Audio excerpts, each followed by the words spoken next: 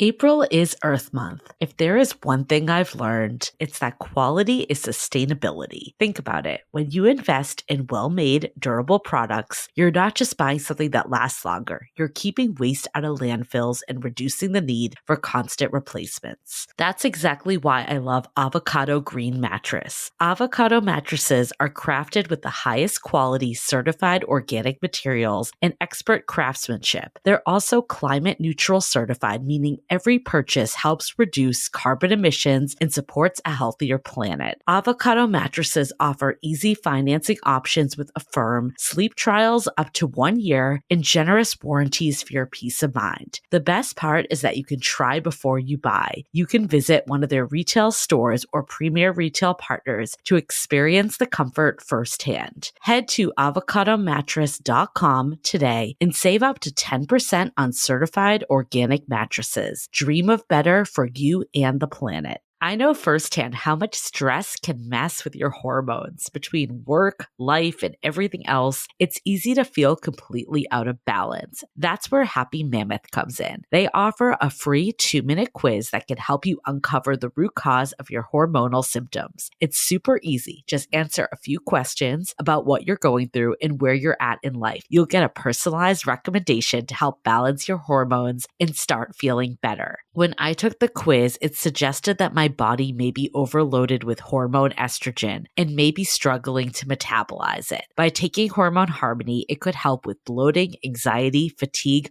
overwhelm, and so much more. With over 40,000 5-star reviews and a bottle selling every 24 seconds, the results speak for themselves. So if you're ready to start feeling like yourself again, head over to happymammoth.com and take their free 2-minute hormone quiz today to find the ultimate answers to your stubborn hormonal issues. And for a limited time, you could also get 15% off your entire first order with our code DATEABLE at checkout. That's happymammoth.com and use the code DATEABLE for 15% off today.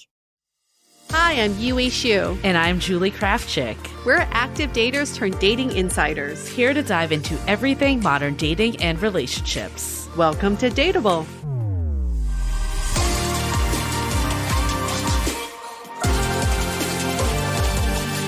Welcome back, everyone. We're going to answer some of your burning dating questions, or just burning questions, because you're so hot, you're burning. You're so hot. Do you know the song, You're So Hot, You're Hurting My Feelings? Have you ever heard that? Who sings that? Her name is Caroline Polachek. No. It's very catchy. I'll play it for you next time. You're not going to sing it for us? No, it won't sound like the song if I sing it. Bypass any copyright, on YouTube. I was going to say, it will not help you identify the song if I sing it. How does it go? What are the lyrics? It's like, you're so hot, you're hurting my feelings. You're so hot, you're hurting my feelings. Oh, my. I feel like that's a good pickup line for someone. You are so hot, you're hurting my feelings. So therefore, I'm going to leave. Therefore, bye. Her lyrics are very, very interesting. And I'm always like, what are these people on when they're like writing this? Like, she's another song that's like, Bunny is a rider. I'm like, where does this come from? What drugs are they on? And how can I get my hands the creative on them? juices flowing? We did want to talk about the White Lotus because everyone's watching White Lotus right now. And if you're not, you should. You should be. Julie was like, you're not watching White Lotus. You got to catch up. So I did catch up. I was in shock when Yue told me. It's like right before season 3 aired. You were like, oh, I've never seen it. And I'm like, what? I know.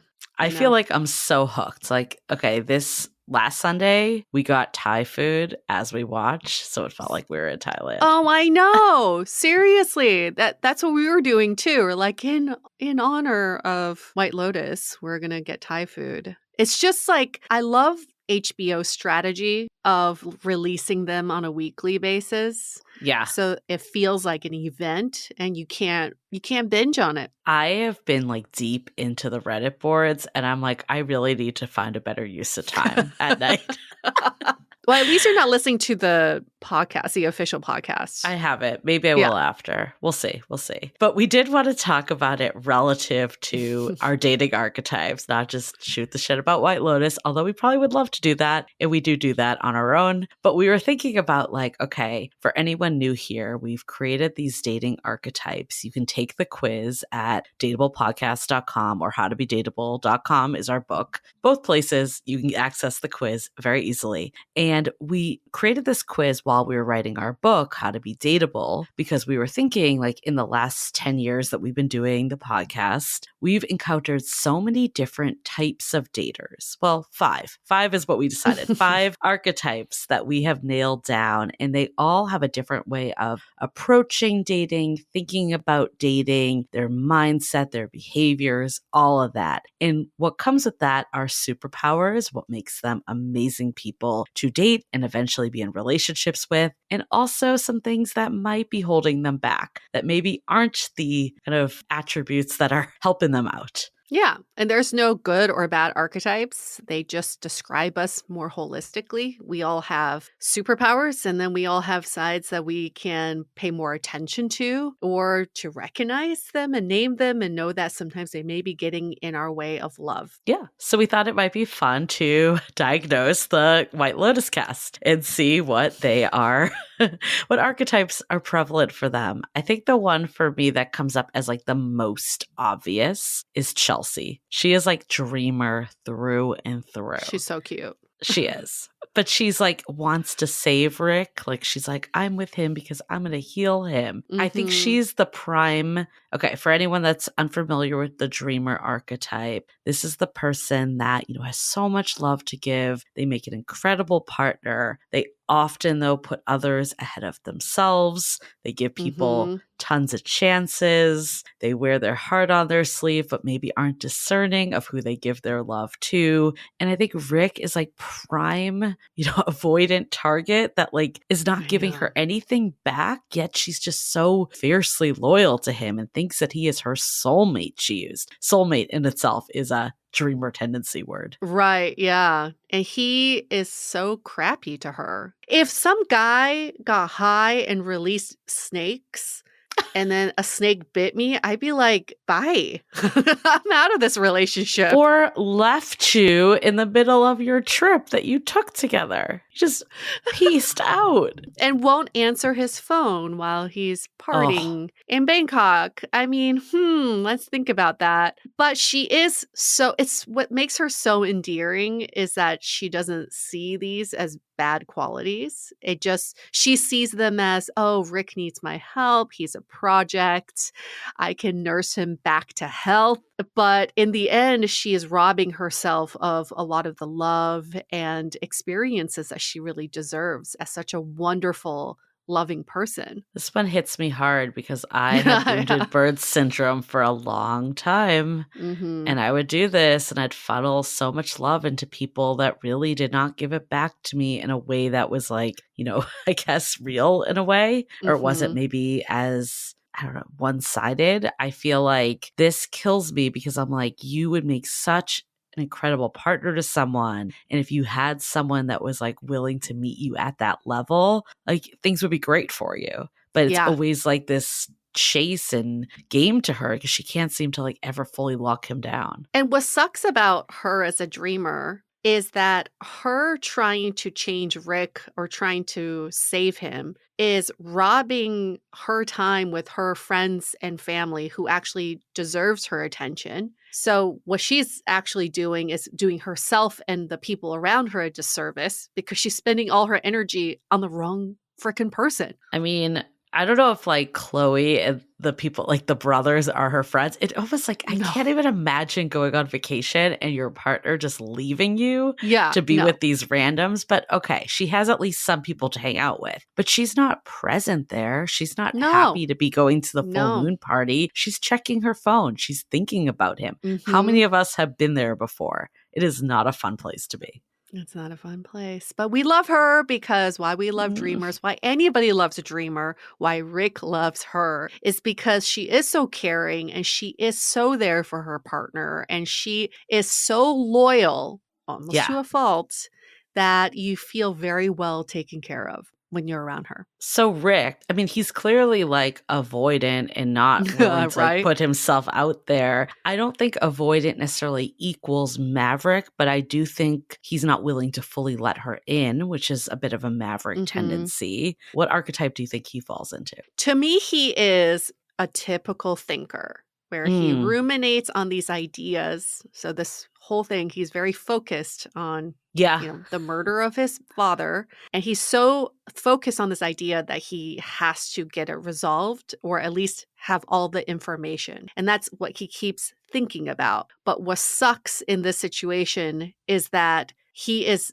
putting the energy on something that doesn't involve his actual partner. And also I find that with a lot of thinkers, there is a tendency to hold resentment because you are ruminating on stuff that's happened in the past. Yeah, I could definitely see him having thinker maverick tendencies. I definitely see some. I mean, it's kind of hard because it's a TV show. He's like clearly like going to kill his or like the guy he thinks like screwed over his dad. But he also didn't. Spoiler if you haven't seen the latest episode. Hopefully people are caught up by now. Sorry, don't yell at us. Don't yell at us. He really had to think about it.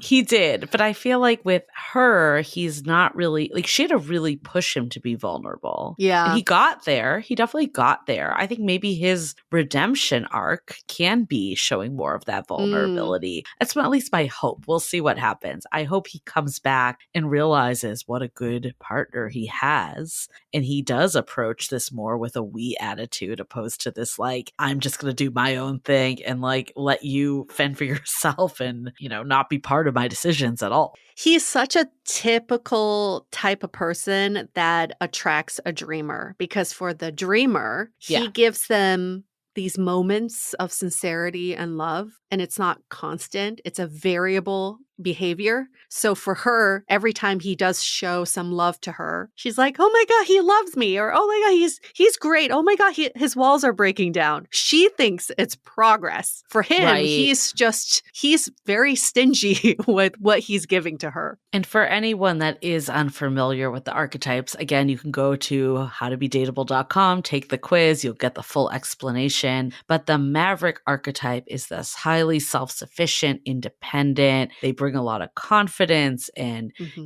they bring so much of themselves to a relationship, but sometimes it is a struggle to let that other person in and be vulnerable, which is what Rick is showing. And then with the thinker, self-explanatory, they tend to be great problem solvers, partners, reliable, although Rick isn't really reliable. No. But the ideal thinker is. But then where the downfall might be is a state of analysis paralysis, always like overthinking and underdoing, all of this that kind of gets in their way. And therefore no action taken when he met the guy.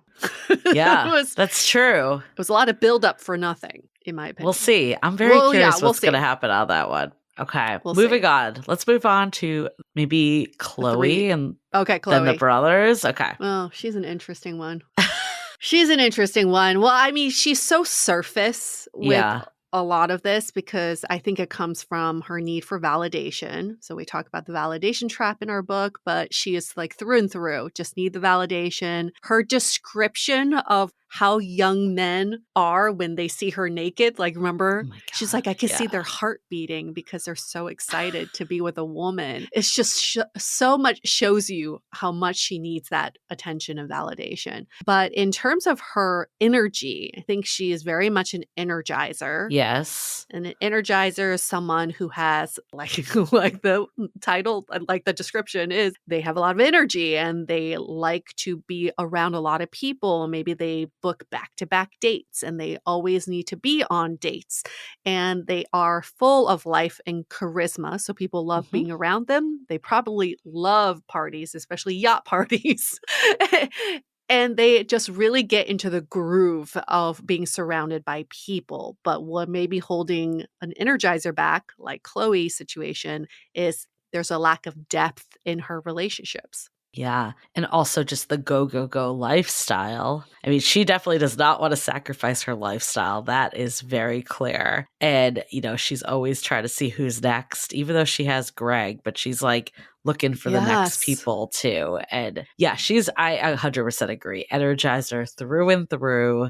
Yeah. Like, I'm really curious if she will ever slow down and be like, what do I want? Because it feels like she's just kind of on a ride. Yeah, right. And she said something in one of the episodes where, I think Chelsea was like, why don't you leave Greg? And she said, Yeah. but I don't want to start over. I think that is Yeah. very much an energizer tendency. Is like, I've spent all this time meeting people and booking these back-to-back dates. I can't start over. I put in all this work. She might have a little achiever in her too. Yeah. Yeah, I I can could see that. An achiever, is the person that wants to keep progressing, moving things along, get to the goal. Like, her goal could be a financial gain too. Like, she definitely has both. Yeah. But who is more of an achiever? Ms. Lori from the trio. Okay. Yep. She is such an achiever. Her life is defined by milestones. So an achiever, their superpower is that they have a very clear plan for life. And this is not someone who's wishy-washy. They live life with conviction. They're very ambitious. But what may be holding them back is that they get stuck on the milestones and checking things off and less about being present in the moment of the connection. Yes, I agree with you. And we actually put up on Instagram the trio of the ladies of what we thought their archetypes were, and people agreed through and through that she was an achiever. The other one that people agreed with was Jacqueline as a maverick,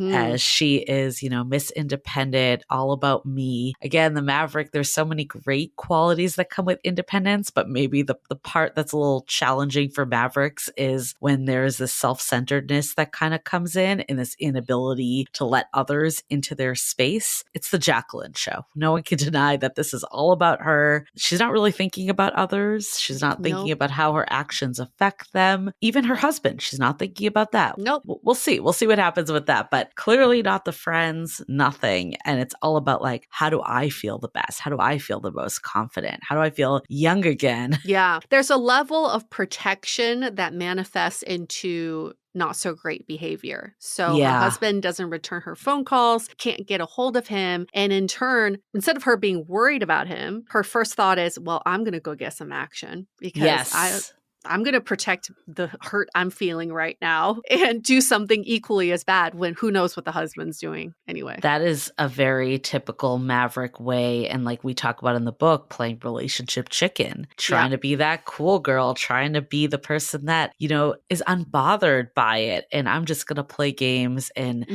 one up the person, and it's me versus you mentality. This again is the demise of the maverick if they don't get a hold of it and get ahead of it and realize like, okay, there's a lot of my personality that's really making me someone wonderful to date, but this side is actually not really serving me. Yeah, it's not good. He's going to find out. So the one that people are a little mixed on, and I'm actually mixed on this one too, is Kate. And I know we talked about it. You thought dreamer, and I think your logic makes sense, and I want you to share it. But I was thinking about it more. We kind of got like mixed results on people's opinion if they agreed with that. And I almost feel like, I don't know what she is because she kind of molds herself depending on who she's with. I can kind of see that too. She's probably the one that is the least authentic of the three of them, which is probably why it's hard to pin her down. I can kind of see her being like maybe a thinker too, and that probably makes her be a chameleon in some ways. The dreamer side of her, to me, was the fact that she presents as happy-go-lucky, everything's positive, I care about everybody kind of vibe. But you could also like not be a dreamer, but want to present as a dreamer. It's true. I really am at a loss of what she is. I continue to be at it. But I guess if you're listening on YouTube or watching on YouTube, if you're listening on Spotify, basically any platform where you can actually leave a comment, I would love to see what people think about her because I'm not quite sure. She's baffling. But if we're dissecting the trio this way, it feels like we know her the least. which could Yeah. also mean that she may bring the most action in the finale episode. She might. Because she's unpredictable. I do want to actually talk about like the whole hooking up with the guy that like your friend has kind of like, I don't know, like the whole thing that's going on with them. Like, Valentin, is it wrong that she like hooked up with him, even though she was like trying to have her friend hook up with him? I want to get into that question. But before we do, let's take a minute to hear from our sponsors. Vacation season is nearly upon us, and this year I'm treating myself to the luxe upgrades I deserve with Quince's high-quality travel essentials at fair prices, like lightweight European linen styles from $30, with premium luggage options and stylish tote bags to carry it all. And what's music to my ears is that all Quince items are priced 50 to 80% less than similar brands. By partnering directly with top factories, Quince cuts out the cost of the middleman and passes the savings on to us. And Quince only works with factories that use safe, ethical, and responsible manufacturing practices. I love that. Now, for me, I've upgraded my travel outfit with the Quince Ultra Stretch Straight Leg Ponte Pants. They look like put together slacks, but feel like lounge pants. So perfect for long flights. For your next trip, treat yourself to the luxe upgrades you deserve from Quince. Go to quince.com/dateable for 365-day returns, plus free shipping on your order. That's QUINCE.com/dateable to get free shipping and 365-day returns. Quince.com/DATEABLE.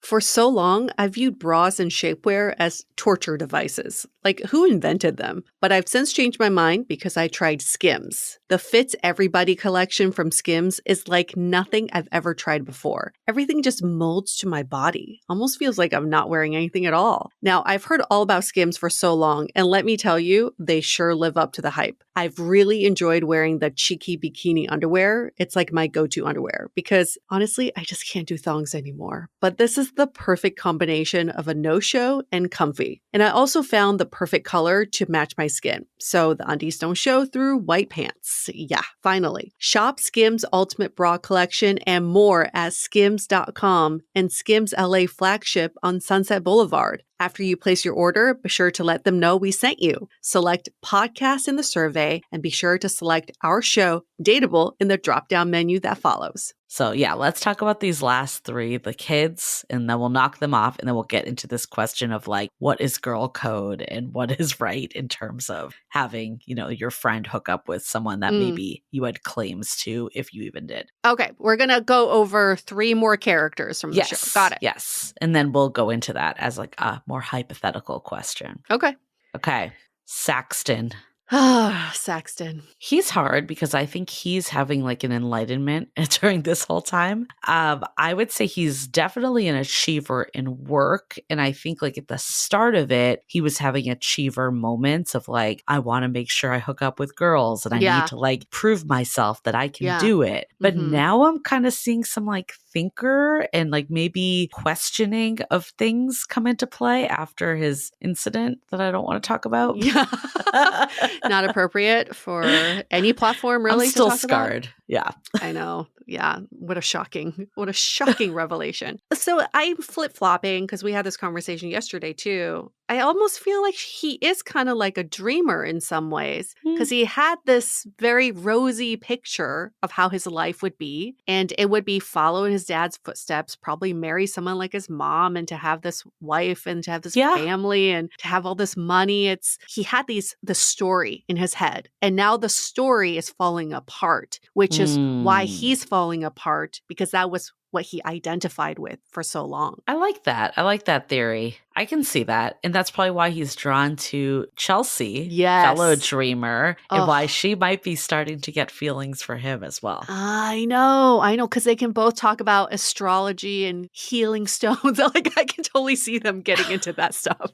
I think he could be a reformed F-boy. Because he definitely started off Yeah. as that. And I like really disliked him. But now I'm like, oh, I'm kind Yeah. of warming up to him. His arc is great. Okay. Lachlan. He's also a know. very confused So character. lost. I think he's maybe a thinker Yeah. because he just doesn't know. Like he changes and he molds depending on what sibling he's with. I mean, I really think that he did the thing he did. Again, I'm not going to mention it because I just can't because he wanted to like please his brother and like be the type of guy. There's a theory on Reddit on that and I'm fully on it of like, Really? it's not like done in a sexual way, but more of like his brother's like talking about, you know, sex and hooking up and with chicks. masturbating. And like he was like almost doing it to like fit in. And then you see him go with his sister, Piper, and he's like the opposite. He's now going to join the monastery. He's like a dating chameleon or maybe a family chameleon. He just like, we use this term in our book around, you know, not really just like being yourself. So it's hard for anyone to truly get to know you when you're just molding to whoever you're with. Yeah, he's definitely undefined right now. And in all the episodes, you never know who he actually likes, who he actually wants to hang out with. And he's just, in that limbo period. But also just at that age, he's 18? Yeah. This is the time to be undefined and to explore, but you get peer pressured very easily. Yeah. Okay. Last but not least, Piper. Oh, she's kind of hard because she's had no romantic interests at all in this. She does have dreamer tendencies and the fact that she like has this life envisioned of joining the monastery and like feeling like she's going to be this changed, enlightened person and all this like good stuff is going to happen in her life. I think she's going to get ahead of herself that way. I'm curious if that would translate to her romantic life. Again, it seems like from Elise Saxton's perspective, she hasn't had much experience either. No. Yeah, she's a hard one to crack too because she is so young and it's also hard to know. But I kind of get the feeling she may not be sexual at all. And it is her way of rebelling against her family. There was a scene early on in the season where they're doing yoga. I remember that old man like gives her a look and he's all like into her and she's like, eh. I think that was her way of being like, I don't want this kind of life. This is not who I am and I'm going to rebel against it. And you don't hear her talking about love or dating or sex or at all. She's completely put herself out of it. Out of these conversations. Okay. Right. Well, I'm curious what people think. If you agree with us, if you disagree, we want to hear it. I do want to talk about this question though, because I think this does come up in girl groups. Yeah. And probably with guys too. It's like I don't know, how would you even describe this? Because like Lori didn't really even claim the guy, but it was like almost like you should hook up with this dude. Yeah. And then the friend sweeps in and does it. Yeah, because it's not cheating and you haven't done anything wrong, but it is kind of like, it kind of felt like Lori called dibs on Valentin and Jacqueline. If she didn't think anything was wrong, she wouldn't have snuck him in. So she knew something was wrong, right? She knew that was not good. But yeah, it's a hard one because he didn't hook up with Lori yet. Right. Although she could have stuck him in just because she's cheating on her husband, unless they do have an open marriage. We don't know. True. That's true.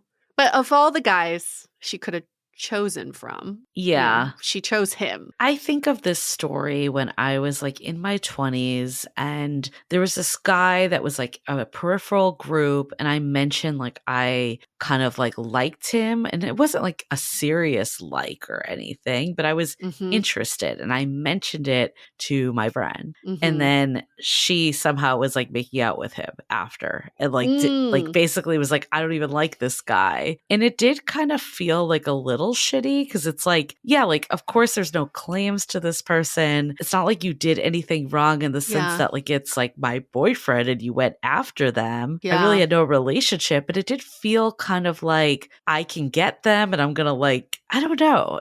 I don't know how to describe it. Have you ever had a situation like that? Well, I think on the flip side, because you know the story of our mutual friend has said she had a crush on this guy and I ended up going out with him after meeting him at a party. And I did feel bad about it because she did say she had a crush on him, but nothing had ever happened. And at the same time, I was like, it's kind of unfair because that means I can't have a fair shot with this guy. Like I can't actually explore if there's a connection just simply because someone had verbalized their liking to him. I still felt guilty about going out with him. It was a weird, I didn't want her to find out. She still hasn't found out until this day. So don't say anything, Julie. But I think she would have been really pissed. Like she would get over it. But I think she would have been really pissed. She would have been really pissed. Yeah. So then I kind of was like, okay, I shouldn't pursue this, but it's also kind of unfair. It's a very hard situation because, yeah, like with Lori, I get why Lori's pissed because they clearly have like a history of her, like almost like, I think what it is, it's not about him really. It's about this like one-upping her. And it's like kind of like, oh, you should be with this guy. And then it's like, never mind, I'm going to be with that guy. Yes. It's Jacqueline's history with her. That's what it is. Yeah. I want to know what happened with Kate's husband because she alluded that the same thing happened with him. I know. I know. We don't know what it is. Yeah. They're kind of implying Jacqueline wants what other people have. And then that's how she feels validated. And then she wants people to be envious of her. So in this situation, do you think she owes her an apology? Like, what would you have done if, like, it was hypothetically your situation, but you're at the White Lotus and this is at brunch and she's, like, calling you out? If there was no history, I don't think an apology is owed because Jacqueline did say you could have also called him. Like, you could have also asked him to stay after, but you didn't. Right. So I did. Well, that's the other thing, I guess, like in her defense, I don't like her, but I'm giving her a defense here. It's like if you're pushing your friend to do something and then they don't do anything with it. Sure. Yeah. This actually happened in my other favorite show, Summer House, where like, you know, there was this guy and like one of the girls was like, oh, you should hook up with him. You should hook up with him to her friend. And then she just like didn't talk to him the whole night. And she's like, well, if you're not going to talk to him, I'm going to talk to him. And then of course the friend got mad because that's what happens. Mm-hmm. It's all seems so stupid, but this stuff happens all the time. I just hope that in my 40s and beyond, I will never need to have conversations like this. This is my hope in life. I've had a lot of friends get into fights about random ass dudes they never saw again. No, it's not worth it. Into their late 30s, early 40s. It's not worth it. Because I think what it is it's a personal attack. That's where it becomes, and especially if there's a history of someone doing this. I had two friends get into a huge fight that they didn't talk to each other for a while because of some random dude, but it wasn't really about the dude, you know? Yeah, and it's never about the dude. Yeah, it's never about the dude because in this situation, who's going to date Valentin? Nobody. Like he's not a viable bachelor. Sorry. So the question, you know how she was so weird about hooking up with him? Yeah. Do you think he also blackmailed her and like asked for money? I 100% think so. And she didn't want to admit it because it like looks bad on her. And it like undermines her whole like, I'm sexy, I'm young, I got the guy if he just wants her money. Oh, he's still going to blackmail her. Yeah. He probably has pictures. He can do a lot with what he did with her. That was one of my favorite scenes, though, of the whole show. Outside of the Asian girls scene, that was my top favorite scene. Epic monologue. And Rick's facial expressions. But the scene when he's like, I have Zelle, Venmo, PayPal. PayPal? Like, dude, this guy's not letting up. Just like, wire he it. is really getting the crazy girlfriend, like, saved her. I love that he had, like, a specific number, too. Yeah. Like $10,000. Can you imagine if you hooked up with some guy on vacation? Like, it was such a great scene because she just finished. And it was like 1 second later, he's asking her for money. He's like, money? Yeah. I'd feel so used. So used. And so dumb. I'd feel dumb. Oh, I would be so pissed. I would be so pissed. Oh, God. No, those are the stupid things that people end up doing on vacation that they regret later. They are. Great. Okay, well, hopefully you catch this before the finale if you're up to date. If you're not and you're like have never seen White Lotus in your life, like maybe you haven't even made it this far. Oh. We hope you actually shut it off and you went to go watch right then, and you could always come back later. But if you're just like, who is Rick? Who is Chelsea? What's an Energizer? You have homework. Go take our quiz, go watch White Lotus, and then this will all make sense. Bookmark this video now and come back to it because it'll be a quiz. At the end. You'll be like, oh yeah, he is a maverick. It'll all make sense. Well, first and foremost, take the quiz so you know what dating archetype you are. This is for everybody. If you have not taken it, go to howtobedateable.com, take the quiz for free. You'll know what your archetype is, and then you'll start identifying archetypes in your life, your friends, the people you're dating. It'll be really fun, especially when you watch TV shows like White Lotus. I love like your partner says to you, like, you're being a little mavericky right now. He's like, you're so mavericky right now. Do you want to bring down the maverick right now? It's amazing. It's a term, mavericky. It's great. It's great. Okay. Well, thanks for joining us again, and we can't wait to see you next week. Bye.